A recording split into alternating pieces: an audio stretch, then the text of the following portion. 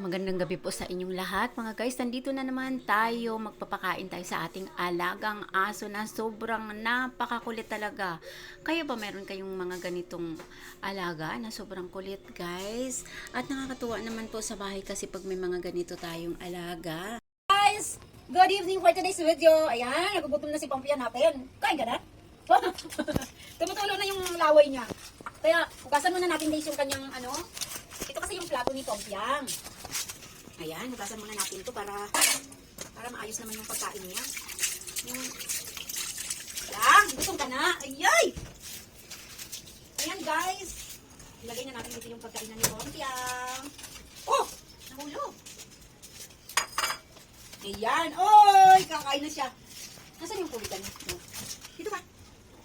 Ayan guys. Tapos, meron din kasi siyang lagayan ng tubig. Hugasan natin ulit ito kasi kailangan malinis. Ayan, tapos, dito lang yung tubig guys. Ayan.